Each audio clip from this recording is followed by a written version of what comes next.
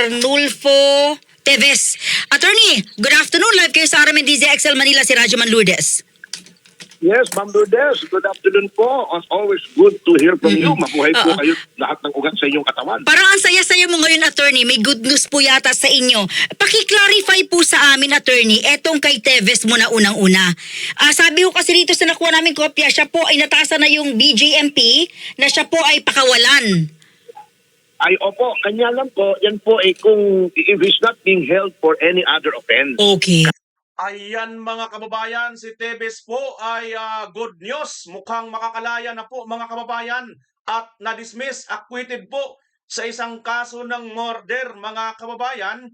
At itong pangyayari kay Teves, papaano ito maikukunik kay General Bantag? Mukhang kung magkakataon or magkataon kabayan ay konektado ito at maaari din makinabang ng katulad ng nangyari dito kay Teves, itong si General Bantag. Tandaan po natin, ito pong si Teves, ito pong si General Bantag, ay halos iisa po ang mga nanggipit sa kanila. Ito pong Rimulya, mga kababayan.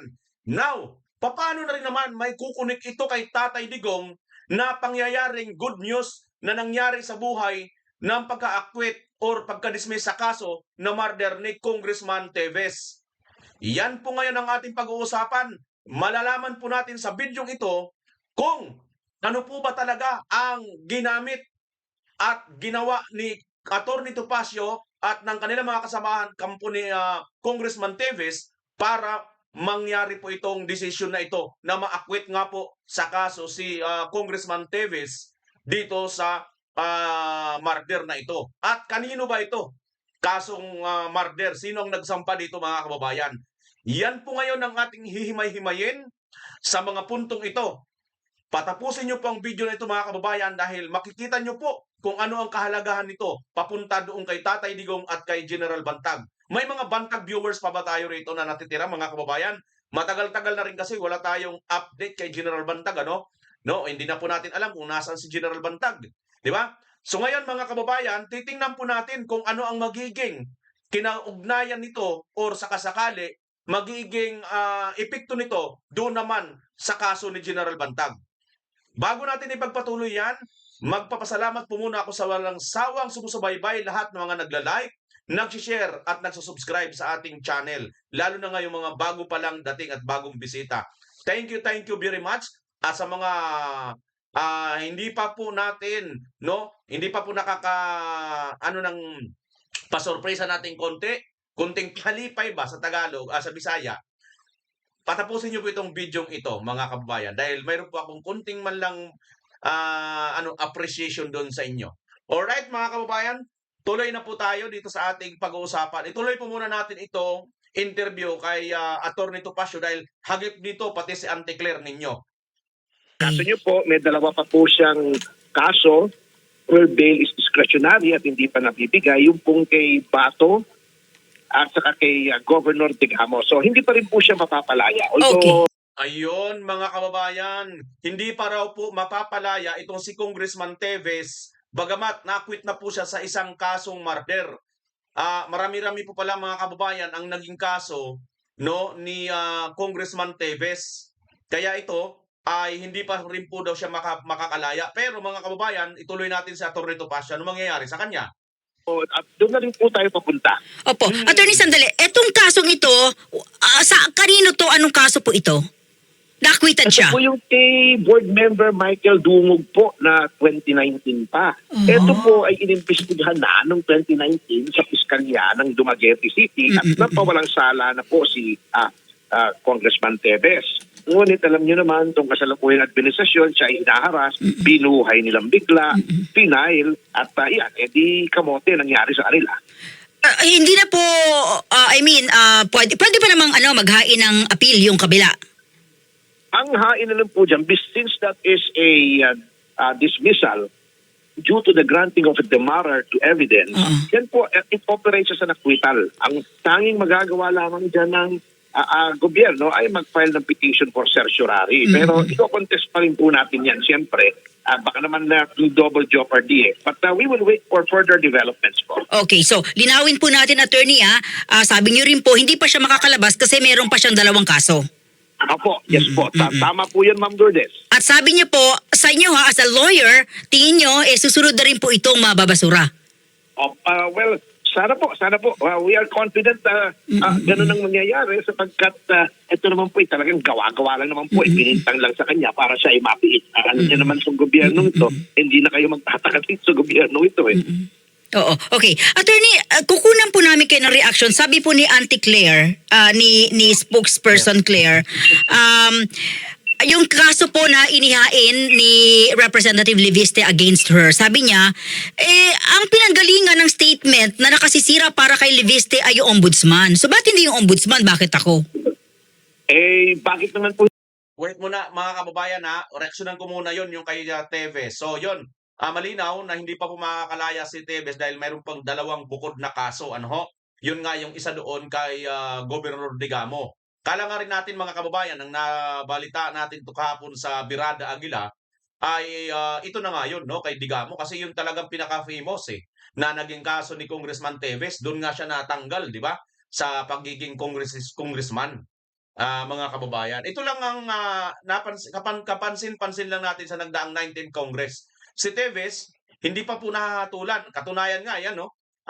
Ano pa lang, may kaso pa lang siya. Pero alam nyo mga kababayan, tinanggal po siya ng itong ethics committee ng Congress, di ba? Naalala nyo yon? Pero samantalang itong si Franz Castro, hindi lang po siya nakasuhan, kundi 2 beses po siyang nahatulan. Una, sa local or sa DABNOR, di ba? RTC. And inaffirm po ito ng Court of Appeals. So, 2 na po yan. Isa na lang mga kababayan nang wala na pong pupuntahan itong si Castro. Pag ang Supreme Court po, final executory pa, abay, 2 lang po ang dalhin nito mga kababayan. Pag ito po nakikita nyo pong laya pa, ay ibig sabihin na sa bundok na po ito. Sumama na doon sa kanya mga kasamahan. Dahil pag hindi pa po ito hinuli ng atin pong mga kapulisan, na sa ngayon nakakalaya pa rin po itong kriminal. Mapanganib po ito, kriminal po ito Di ba? 2 beses na affirm na ng Court of Appeals, hindi pa rin hinuhuli at hindi pa rin ikinukulong at hindi natanggal ng pagkakongresista noon Nagpapakulong pa ng mga abogado. Lupit, no? Paapir-apir pa kay Akop, kaya yung taong bayan nung namatay si Akop Instead na malungkot abay nagbunye Di ba? Hindi ko naman po yun sa pinagdidiinan pa, pinapangalandakan, pero yun ang naging reaksyon ng taong bayan Bakit ganon? Kasi, biruin mo ba naman apir pa doon siya kay Castro na isang kriminal? Di ba? Nako, mga kababayan. Di ngayon, eto na. Kay Teves, ganyan ang nangyari. Kita niyo ang pagiging katalamak nitong administrasyon na ito. Tapos mayroon pa sila ngayon, etong si Auntie Claire, na isang spokesperson, na kinasuhan na. Hindi, pero sabi ko nga po kanina sa press con, hindi pa naman yan ang huli. Yan ang una, hindi yan ang huli. Sinang-ayunan niya yung ombudsman at dumagdag siya ng sarili niyang komentaryo. O sabi pa ho dito Boba rin mga kababayan, Alam mo, abogada rin to, pero abogaga rin paminsan-minsan, no? Hindi, yung gaga ng pagkakaano niya, pagkaka-interpret niya. Kasi bilang isang abogada, you must be, alam mo yan, ako alam ko rin yan na pag nag-share ka, no? At hindi mo lang basta share, inano mo pa, in-enhance mo pa, hindi ka lang basta nag-share, nagsang-ayon ka pa talaga, at pinagdiinan mo pa, nireaksyonan mo pa ng malupit, ng sayong reaksyon, abay, ikaw na rin mismo, gawa mo na rin yun. Ngayon, hindi nyo alam. Di ba? Hindi nyo alam ito. Hindi nga tayo abogado, pero alam natin ito, Madam Claire. Nako naman, Auntie Claire, nagmamang-maangang ka, abogada ka di ba? Unless kung tatanggapin mo na hindi ka abogada. Kamag-anak ka ni Gadon. Joke lang. dahil ba hindi niya ako nirerespeto at hindi ako kaibigan ng nanay niya. So yung ombudsman nirerespeto niya at kaibigan ng nanay niya kaya hindi yun ang kinasuhan niya. Kayo naman po makapagsasabi kung karespeto si Auntie Claire Okay. Sabi ni Secretary Claire, ang punto raw ay merong taong nasa likod talaga ni Leviste at ang punto lamang ay patahimikin po siya. Meron po talagang tao sa likod ni Congressman Leviste kanina. Ako, kasi mas nauna siyang naglakad sa akin, nalita ko, nahuli ako. Pero yung sinasabing patahimikin siya, hindi po namin layo na patahimikin siya. Magtuloy-tuloy lang siya. Kaya lang, madidemanda ulit siya. Wala naman pong problema.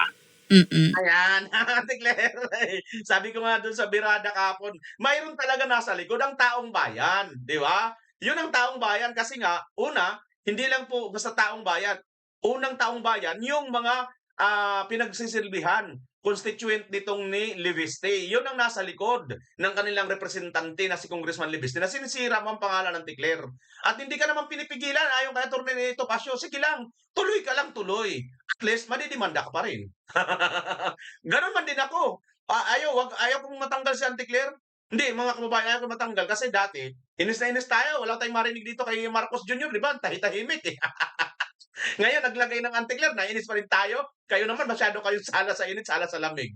Eh, mayroon na ngang nilagay si BBM, ayaw nyo pa. Laruan na natin, no? Tuloy na natin yan, ha? Hindi ba, matuwa tayo kasi bawat sabihin yan, palpak, di ba? Attorney, may nakikita ba kayong problem as a lawyer, both lawyer kayo? Yung spokesperson siya tapos nagba-vlog-vlog siya? Opo, meron po ako nakikitang problema sapagkat at bilang isang spokesperson, you should not divorce your personal opinions from that of the president. Pagamat may disclaimer siya at siya ay maaari niyang sabihin, ako ay pribadong mamamayan at meron akong karapatan. Alam niyo po, pagka kayo po ay pumasok sa gobyerno, may mga built-in na mga disabilities yan.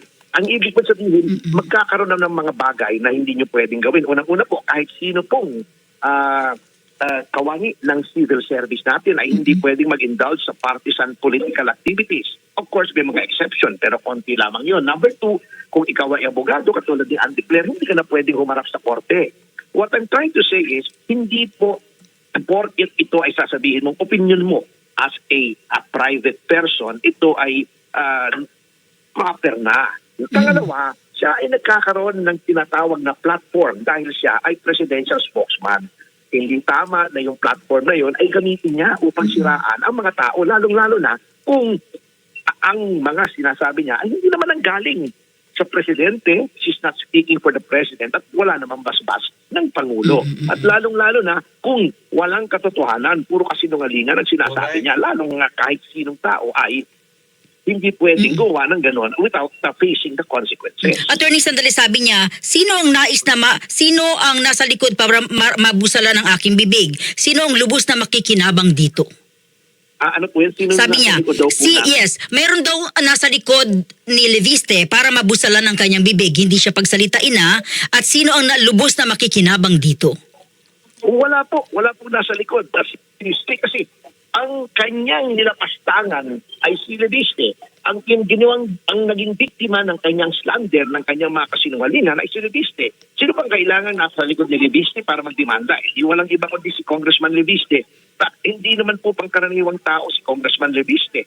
Siya ay isang kilalang negosyante, isang politiko, anak ng prominenteng pamilya at hindi na po kailangan na may maugyok sa kanya para ipaglaban niya ang kanyang magandang pangalan. Attorney, mas mabuting ituon na lang niya ang pansin sa mga issues na nilahad ng DOE laban sa Solar Philippines o Solar PH at sa multang ipinataw hindi sa akin. Itutuon din po namin, sasagutin namin sa tamang panahon. Ngunit hindi po namin maaaring baliwalain ang paglalapastangan po sa pangalan at sa reputasyon ni Ginoong Leviste. Pwede naman pong yang isabay gawin. Hindi naman yan kami pwedeng diktahan kung anong gusto namin gawin. At multitasking naman po talaga kami. Opo. Attorney, isisingit ko po ito, alam ko busy kayo, pero kasi same yung case ni Representative Teves dito po sa kaso ni Representative Ko, no, nanggaling po sa abroad. Pwede ho bang mapauwi? Opinion nyo lang po, Attorney, forte nyo to eh. Pwede bang mapauwi si Ko kahit po wala pong extradition treaty sa area niya and meron na siyang ari-arian doon? May, baka Portuguese na rin siya. Actually po, ganito po, ipaliwanag ko lang po ng konti yung prinsipyo ng extradition. Kapag ang bansang Pilipinas ay may extradition treaty, pagpalagay na natin sa Amerika, na meron po tayo ngayon, yun pong extradition becomes a matter of treaty obligation. Ibig sabihin po, kailangan gampanan yon ng Amerika, hindi yung pinapa-extradite sapagkat tayo may tratado. Kung wala po tayong tratado with our country and another country, pwede na pa rin naman pong extradite. Ngunit, hindi po natin pwedeng i-obliga yung bansang yon. Aapila po tayo sa bansang yon, sasabihin natin, ito'y kailangan namin para magkaroon ng hustisya rito sa Pilipinas at kung maaari ay ibalik nyo po sa aming bayan. Ngunit, yun po ay hindi na obligasyon nung requested Opo. state. Ganun po yung prinsipyo noon. Paano po kung siya po sabihin natin? Kasi lumalabas na ito, attorney, na siya ay may mga ari-arian na doon, maybe Portuguese na rin. Pwede pa ba yun, sir? Pwede pa po. Pwede pa po. Nasa bansa natin yun. Kung talagang gusto nilang iwi. Ang example na lang si Congressman Teves. Tama. Wala tayong extradition treaty Opo. sa Timor-Leste. Dininay ng korte yung extradition, ngunit binraso pa rin nila ang pag-uwi ni Congressman Teves through diplomatic means. So kung gusto, maaari po. Kanya lang, ang katanungan, gusto ba nila talagang umuwi si Saldico o natatakot sila sa ibubunyan ni Saldico? Attorney, maraming salamat sa oras po. Mabuhay kayo. Good afternoon. Yun pala mga kababayan ang nangyari dito kay Saldico. Maaari talaga ayaw ito talagang pauwiin. Natatakot talaga sila. Kasi nga po matindi po ang mga binubulgar. Konektado na po kay Marcos mismo eh. Diretsahan na po na siya mismo ang nagdadala si Saldico eh. Doon kay Marcos Jr. Kaya ito po ang isa sa inaabangan natin. Sana total nagawa na rin lang ito ni Saldico. Kumbaga nagpaka one-fourth ng kanyang ginagawang kabayanihan. Sana ilubos-lubos muna Mr. Saldico. Kaya 80% na lang. 90% na lang magpakabayani ka. Yung 10% pang ano mo na yan, sarili mo na lang yun, pang sarili mo. O kaya 20%. 80% na lang. Yung 80% na yun, pumunta ka na rin dito ng Pilipinas at siguraduhin mo na mayroon kang backup ng mga Portugis. Kasi Portuguese passport na malamang yun si Saldico eh. So may mga sundalo ka ng Portuguese ay hindi na basta-basta nila gagalawin, di ba? Kasi pag ginalaw ka nila, kalaban na nila ang Portugal. Naku po ang Portugal pa naman diyan galing si Magellan, baka baka sila Lapu-Lapu biglang mabuhay, di ba? Kaya sila Lapu-Lapu nadali ng ship cook natin yun eh. Ship cook lang ang nakadali. Yan mga kabayan, no? Now, bukod doon sa napag-alaman natin na hindi pa pala makakalaya si Congressman Teves dahil mayroon pa pala itong hiwalay na kaso, ito nga ay ang isa doon ay kay Governor Digamo. Ano pong ginamit dito mga kababayan na argumento kung bakit na-dismiss yung kaso na yun? No? At itong kaso na ito mismo ay maaaring magawa dito naman kay General Bantag. Kay Tatay Digong, possible ito mga kababayan, konektado. Meron po akong nakitang ganitong video or post mga kababayan. At minarapat ko pong i-share sa inyo kasi napakaganda at napapanahon po ito, no? Hindi dahil sa maikukunik lang natin si Bantag. Actually, alam ko, marami akong mga viewers na may miss na si General Bantag kasi marami po tayong followers kay General Bantag nang ibinabalag natin noon. Eto, tingnan nyo. Ito pala mga kababayan, no? Accordingly, the demurrers to evidence must be granted and the accused acquitted. Wherefore, the demurrers to evidence filed by accused Arnulfo Alipit Teves Jr., Richard Cuadra aka Boy Cuadra, and Rolando Pinile aka Inday Ari granted. Ayan po. Ito pala mga kababayan, demurrers to evidence. Ano ba ang demurrers to evidence? Ito. Nakita ko po ito mga kababayan, abogado ng bayan ng post na ito 4 hours ago. Basahin ko lang sa inyo ha. Sabi dito, legal update. Bakit na-acquit si Arnulfo Teves Jr. sa kasong murder? Sa kasong People of the Philippines versus Arnulfo Alipit Teves Jr. et al., nag-file ang ilan sa mga akusado ng tinatawag na demurrer to evidence. Ibig sabihin nito, kahit hindi pa sila magpresenta ng sariling ebidensya, sinasabi nila na kulang na mismo ang ebidensya ng prosecution para mahatulan sila. Ayon sa korte, tama sila. Sa criminal cases, ang burden of proof ay nasa prosecution. Sila ang kailangang magpatunay ng kasalanan ng akusado beyond reasonable doubt. Sa kasong ito, nakita ng korte na hindi naabot ng prosecution ang antas na iyon. Kaya hindi na kailangan magdepensa pa ang mga akusado. Malinaw rin na ang sinasabi ng korte kung pipilitin pa ang akusado na magpresenta ng ebidensya kahit kulang na ang ebidensya laban sa kanila, parang inilipat muna ang burden of proof sa akusado na bawal sa ilalim ng konstitusyon. Resulta, granted ang demurrer to evidence, acquitted sina Teves, Quadra at Pinili, inutos ang kanilang release maliban na lang kung may iba pang legal na dahilan ng pagkakakulong. Ang kaso din ay naka-archive muna para sa mga akusadong hindi pa nahuhuli. Ang acquittal dahil sa demurrer to evidence ay hindi nangangahulugang walang nangyaring krimen. Ang ibig sabihin lang nito ay hindi napatunayan ng prosecution ang kasalanan ng mga akusado ayon sa hinihingi ng batas. Hindi sapat ang hinala, kwento o galit ng publiko. Ang kailangan ay matibay na ebidensya. Kapag kulang, acquittal ang tamang resulta. Kontrobersyal man na isyu ay hindi. Kontrobersyal man na isyu o hindi. Ayan pala mga kababayan, ito palang demurrers ang dahilan. Ito pala ang kanilang isinampa ng kampo ni Congressman Teves. Actually, mga kasama ni Congressman Teves,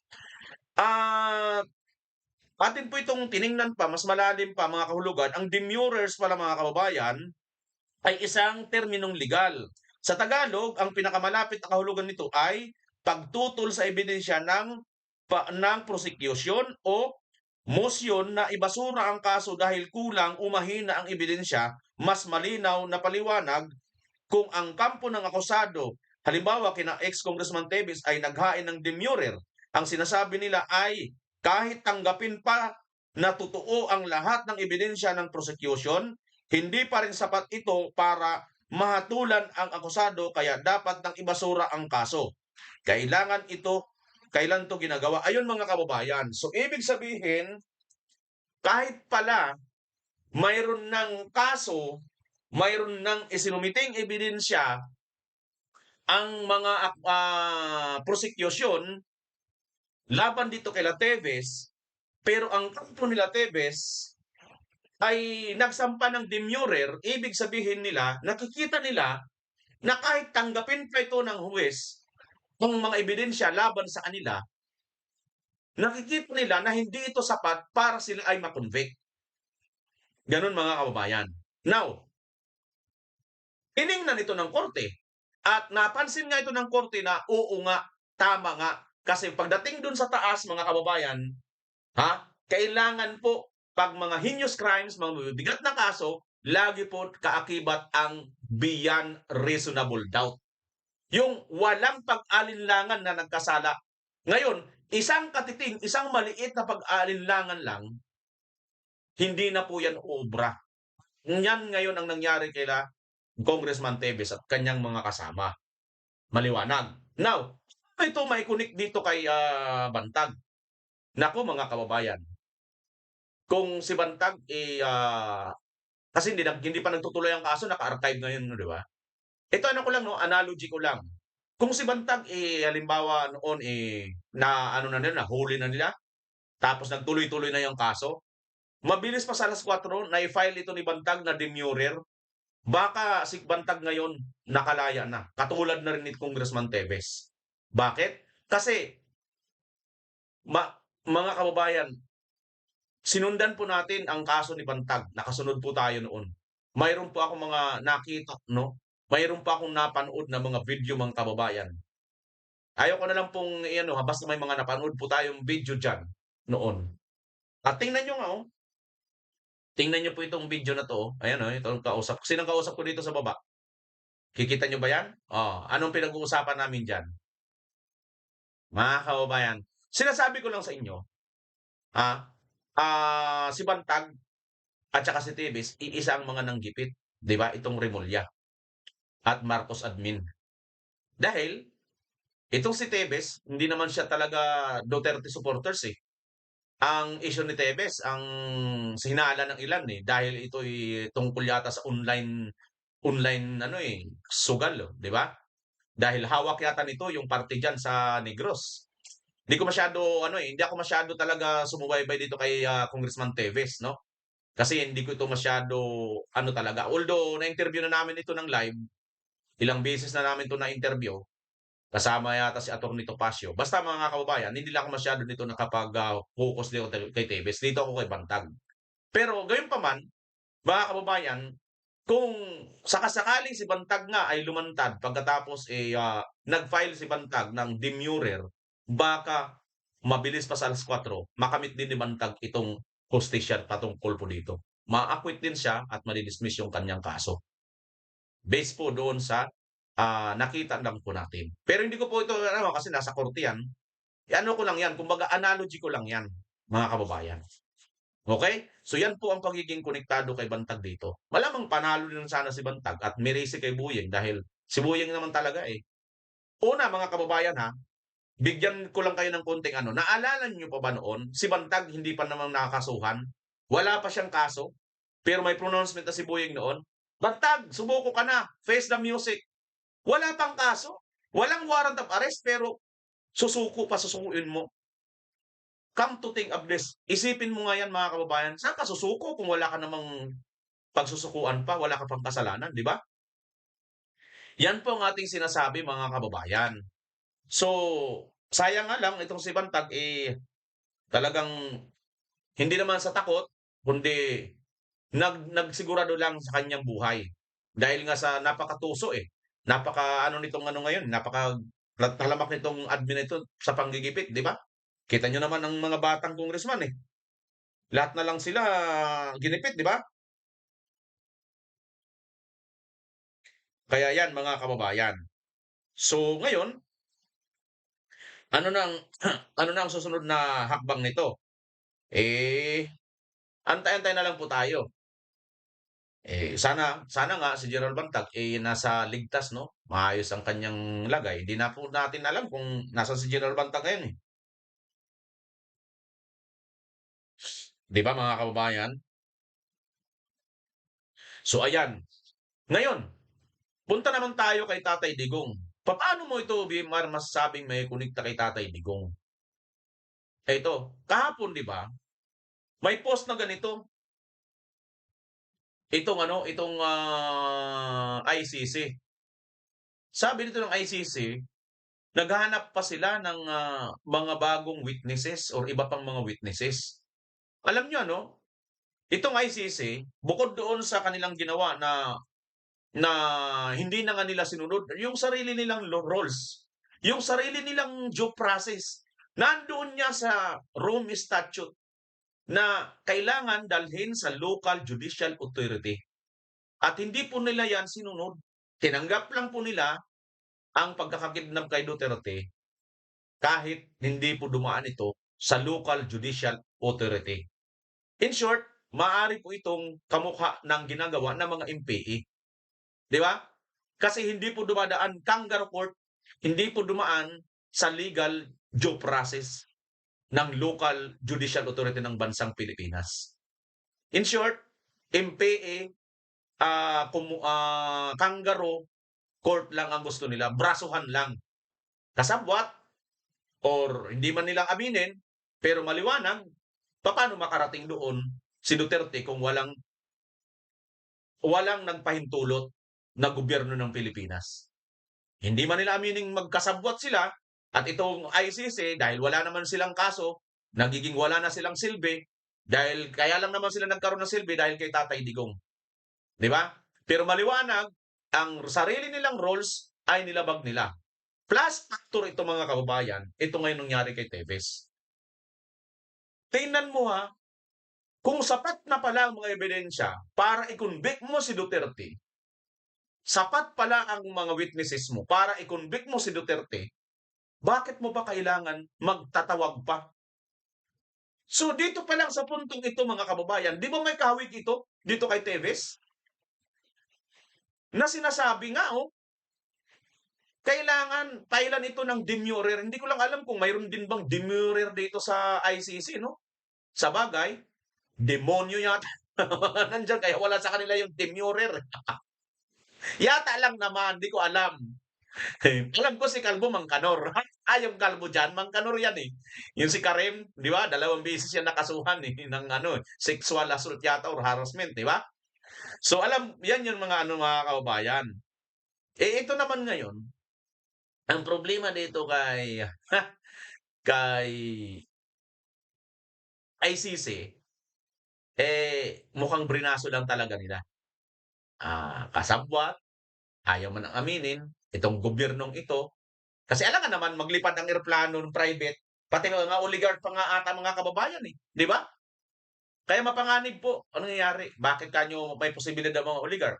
Kita nyo naman kung anong ginawa ni Tatay Digong sa mga oligarch. Pinagbayad na sila at hindi pa sila binayaran ni Tatay Digong. Pero mo ba naman, Pilipino, sinisingil niya ng tubig?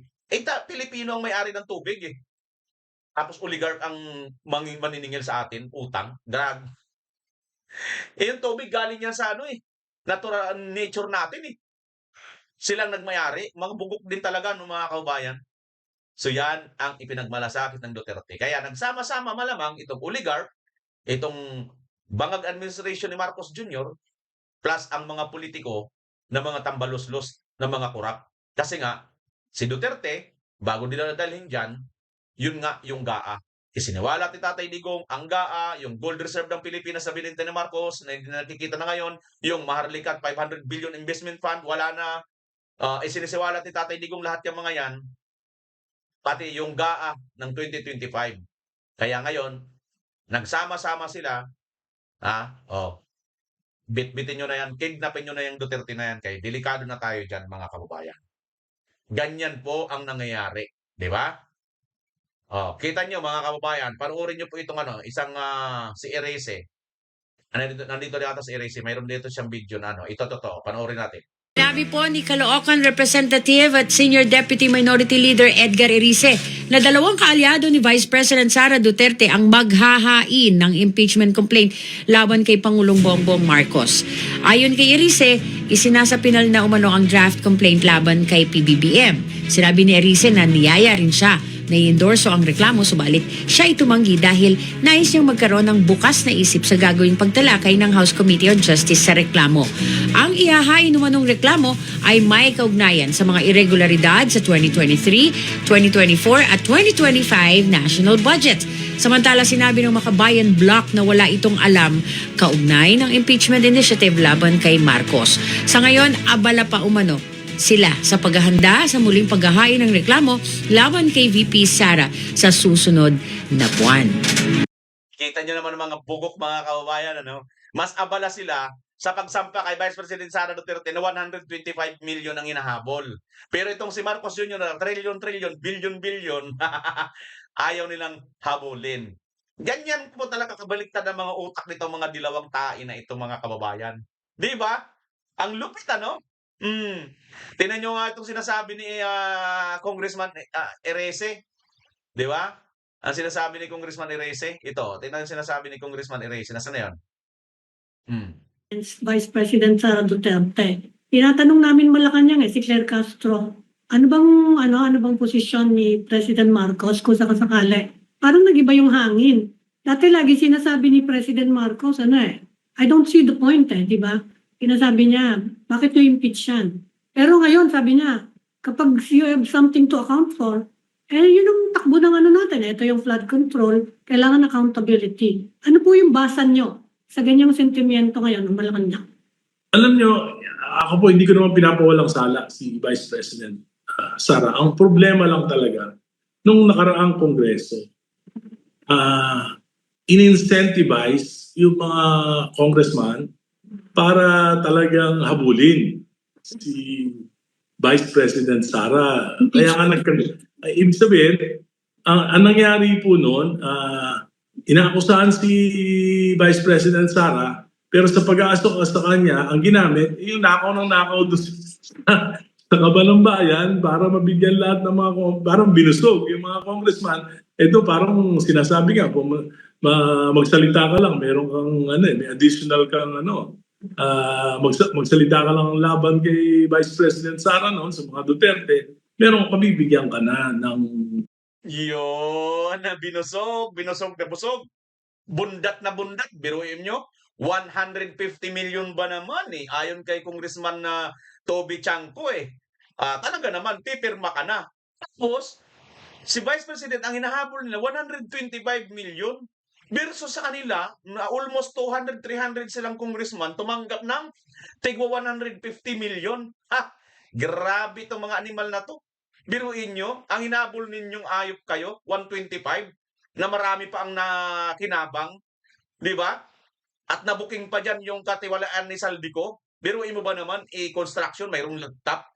Paano kaya yun? Sinsiminto ba yung laptop? Di ba? Yung company ni Ko, nandoon si DepEd tungkol sa laptop. Grabe. Yun ngayon ang nabuking ni Vice President Inday Sara Duterte. Kaso nga lang noon, magkakasama pa yung mga yan eh. At yun naman pala, si Congressman Erice, na rin nagsasabi ngayon, bukod kay Congressman Toby Chanco, incentivize para mabundat itong mga hinayupak na mga buhaya, mga kababayan. incentive. Kaya po, yan yung mali. Mali yung paraan. Ngayon po, ako personally, yung sa intelligence funds, tatagal ko sa gobyerno, alam ko po, yung mayor, governor, mga intelligence agencies, police, maski si presidente, pagka po intelligence fund, hindi requirement na ilagay mo yung tunay na pangalan ng mga recipients. Ano po yun talaga? Kaya nga, hindi, ano po yun talagang, bakit mo asset yun, intelligence asset, at mo ilalagay yung pangalan, expose mo, kaya ka, isasubmit mo yan in closed envelope sa Commission on Audit. Yan yung naka-seal yan.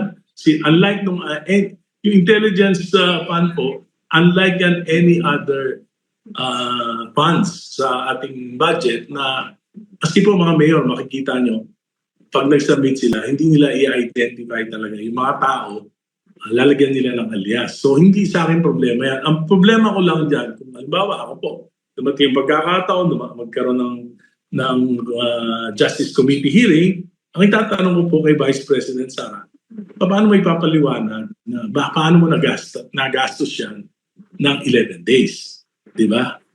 Okay. Kasi po, pagka sinabi mong, sabi nila 11 million in every day, paano mo nagastos yung 11? Hindi sa akin, hindi issue yun. Kasi kay President Marcos, 4 billion, 365 days, that's 12 million a day. So, ibig sabihin, ang tanong ko lang, paano mo ginastos, paano mo na iproseso yan ng 11 araw? Yun ang dapat na fair na tanong. Yun, alam nyo, it makes sense itong sinasabi ni Congressman Erice 11 million every day doon sa 11 days. Pwede, yung 125 million. Hindi sa kanya question yun. Kasi kung yun ang kine-question ninyo na 11 days, 11 million per day ang ginawang paggastos ni Vice President Inday Sara Duterte dito. Papaliwanag mo lang yun. Hindi sa kanya issue kasi nga, si Marcos, yung kanyang 4 billion naman, kung sa isang taon naman niya ginastos yun, 12 million naman a day. So, ngayon, kung mag-question kayo, questionin nyo rin si Marcos. Paano mo rin ginastos yung 12 million araw-araw dyan sa confidential fund mo? Di ba it makes sense mga kababayan? Ang problema kasi nitong mga dilawang tae na ito at itong mga makaimpiing terorista na mga congressman dyan makabayad, makabangag, makatabingi, tabingi mga utak, tabingi mga, wag na natin mga utak na lang, tabingi. BP Sara lang sila ng BP Sara. Paano? Bakit? Kasi nga, mayroon silang 150 million. Check. Ganarn. Hayop kayo. O kayo naman, saan nyo naman ginastos yung 150 million ninyo? O di ba? Yan din ang ipaliwanag nyo sa taong bayan. Bakit hindi mo ipaliwanag?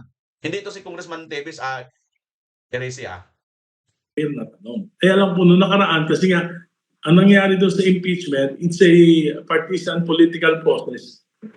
Ang nakita ko, hindi yan para panagutin yung pagkakamali, kundi para ipitin yung kalaban. Mawala yung kalaban. Dahil di naman natin may tatanggi na sa 2028, si Vice President Sara pa rin yung pinaka number one contender for the presidency. Ako po, hindi ako Vice President Sara, liberal po ako. Pero dapat fair tayo. Fair tayo. Kung Iyon, no? Yan ang mga liberal. Yan yung may utok na liberal. Actually, part din po ng Dilawan ng liberal, ha, mga kababayan. Ang Dilawan nga, liberal talaga yan eh. Ito yung mga liberal maayos ang utak. Marami naman kasi yan din matitino eh. Isa na ito si Congressman Irese. Ito kasi iba, hindi na po basta matino utak eh. Hindi na po basta liberal eh. Kumbaga, komunista po kasi mga utak na ito, terorista eh, mga MPA eh. Kaya ganun mga kababayan, di ba? Yung iba naman, gahaman lang talaga sa pera. Tambalos-los ang magnanakaw lang talaga. Hawa lang talaga ito sa kanilang leader. Tatak Marcos, tatak magnanakaw. mag-impeach po siya, tatanungin ko po siya. Kung ano yung mga allegations sa kanya, tatanungin ko isa-isa. Kailangan sagutin niya yon ng magalang, marangal. Dahil, di ba, hindi yung pwede katulad nung nakaraan sa Quadcom, parang pagka hindi ka sumagot, kulong ka. Parang gano'n, dapat magalang. Paano natin malalaman yung katotohanan kung tinatakot natin sa halip Correct! Gandang punto na naman ni Congressman Erese, mga kababayan. Pag hindi ka doon, tinatakot ka sa Congress noon, sa Quadcom noon eh. Kulong agad. Di ba? Ganun naman talaga. Tingnan nyo itong napakahayop na 28th Congress na to. Ito yung napakarami talagang eh. Kaya nga talagang ang daming ang daming kaya nga si Akop. Unang dito eh. Unang nang nakaramdam ng sumpa ng taong bayan eh. Di ba mga kababayan? na talagang gagawa tayo ng mga strategies para lumabas yung katotohanan. At yan po, makakaasa ang bayan sa akin na magiging fair ako. Pero, dapat kung natitiyak ko, kung may magpapile kay Vice President, may magpapile din kay President BBM. Mas malaki ito. Trilyon. Di ba? So dapat fair din. Dahil meron din naman dapat sagutin si Presidente tungkol dito. Ano yan? 3 taon, sinalaula ng Kongreso yung budget niya. Hindi nangyari yan sa kasaysayan ng mga naging Pangulo sa buong Pilipinas. Bakit na pinabayaan? Bakit nagising siya nung sobrang, kumbaga nasa ICU na yung problema?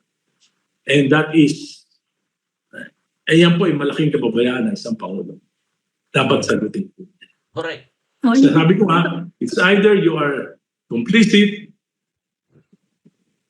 or it's also a question of competency. Impeachment kasi is a political process, ano? In the Yes. meantime, if final na pong criminal complaint against the Vice President at kung iba pa, in connection with yung mga kasong nire-raise nyo, sa tingin nyo kung sakasakaling we're talking about accountability, in the case of the Vice President, mas maganda kung sa ganyan na lang i-resolve. Hindi po kasi siya pwedeng kasuhan kasi impeachable officer siya. Pwede siyang kasuhan after her term sa ombudsman. Kung wala namang court cases kasi, hindi mo na nauobliga na halimbawa, sinasabi nilang bank accounts, hindi naman pwede yun. Kaya nga po, Hindi siya immune from prosecution. ang talagang solusyon for President, Vice President, and yung mga commissioners ng mga constitutional office, filean sila ng impeachment, dumaan sila sa proseso. Pagka naman pinailan sila ng complaint, hindi naman ibig sabihin, impeach na sila. Kailangan dumaan po yan muna sa isang proseso, gaya ng Korte Suprema, sa Committee on Justice, bigyan ng pagkakataon ng mapasagot, tapos magbotohan. Pag nakakuha ng 1/3 sa Kongreso, dadalhin po yan sa Senate, at doon naman po magta-trial. Yan po. Yan, mga kababayan.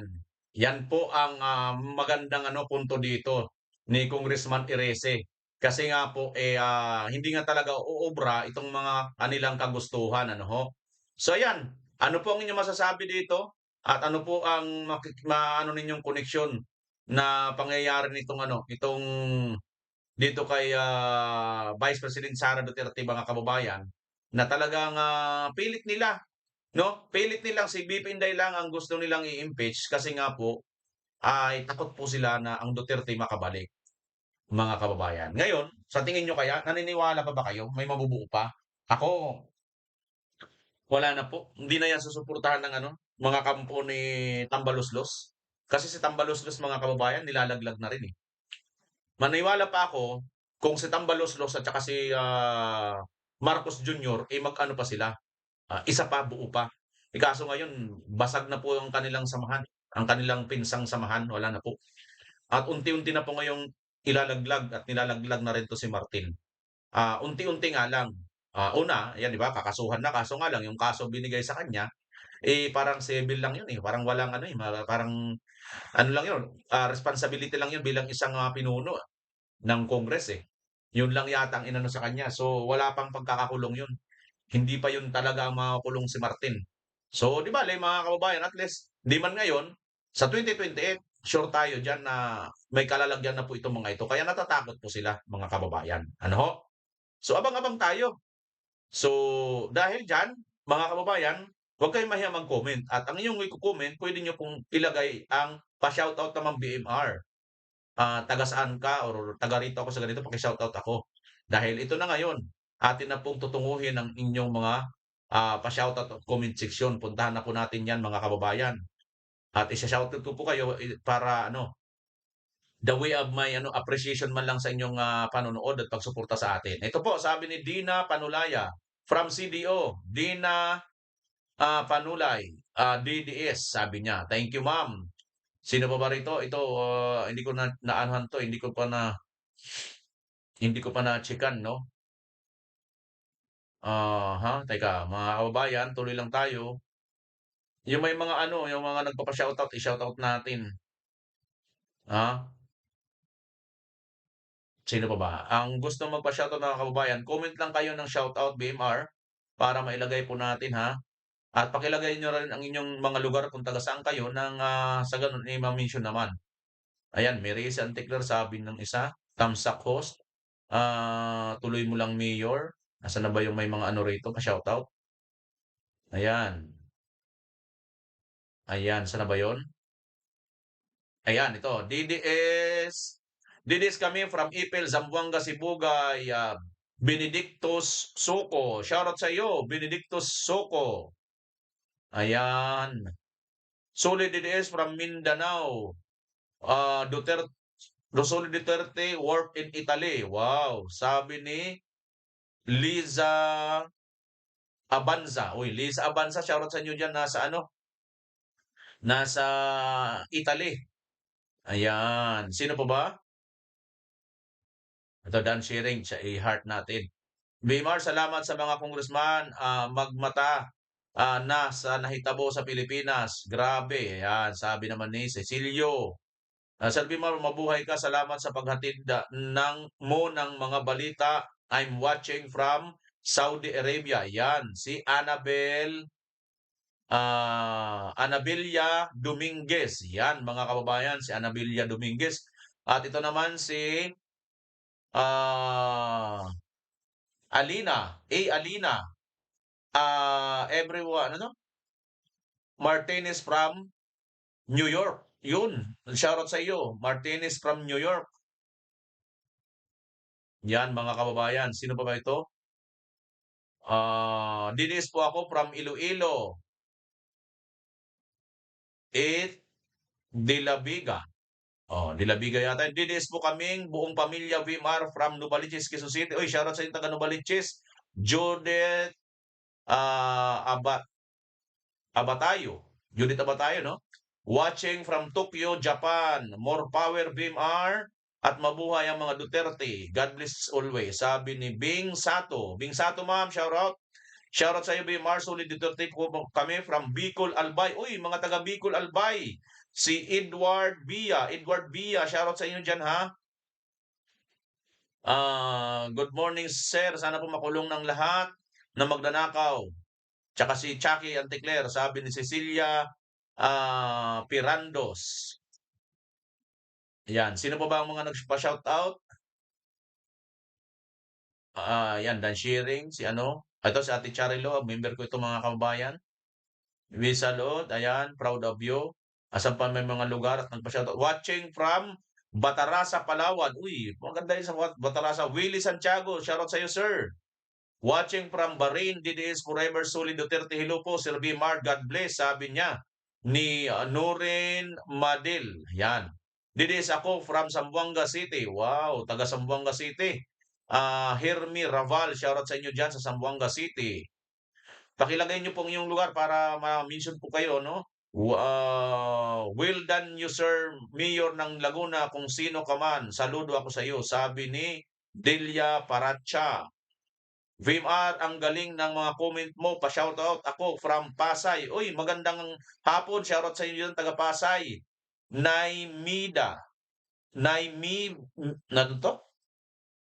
Naimibad. Ang hirap basahin ng inyong YouTube, dinugtong-dugtong, no? Yung mga pangalan. Oh, basta shoutout sa inyo sa Pasay, Naimibad.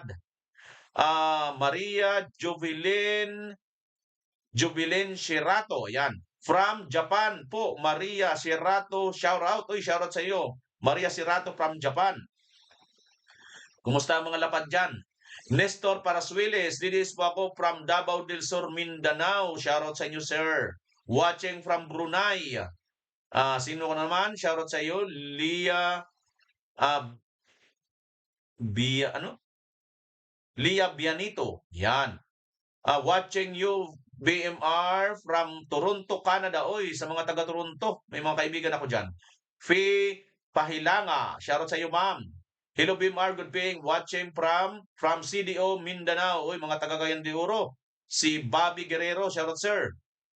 Shoutout from Barcelona, Spain. Oy, na buenas tardes, mi amigo, mi amiga, Ares Adamis, or Adami, no? Shoutout. Buenas tardes, amigo.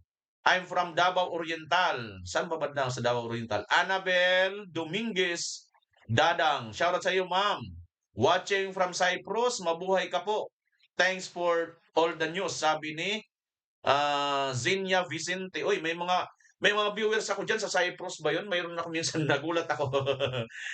Tinititigan ako, natakot ako. Kala ko hindi akong kausap. Yung pala taga diyan yata sa Cyprus 'yun. Inano ako, binati ako sa isang mall. Josepina Cabras, watching from Butuan City. Shoutout sa inyo, Ma'am Josepina, sa Butuan City. At ito naman, the last but not the least, watching from Kuwait, si Rachel Sampiano. Shoutout sa iyo, Ma'am Rachel Sampiano. At yan po lahat ang ating mga na-shoutout, ang ating mga masugid na nakarating po sa dulo ng ating video. Maraming salamat po muli. Huwag po kayo mahiya. I-comment nyo po sa baba ang inyong masasabi, kung ano po ang inyong opinion at komentaryo sa atin pong nareaksyonan. Ilakip nyo na po ang inyong lugar kung taga saan kayo at pa-shoutout at isa-shoutout po natin kayo. Mabuhay po lahat, Pilipinas. As always, bye-bye!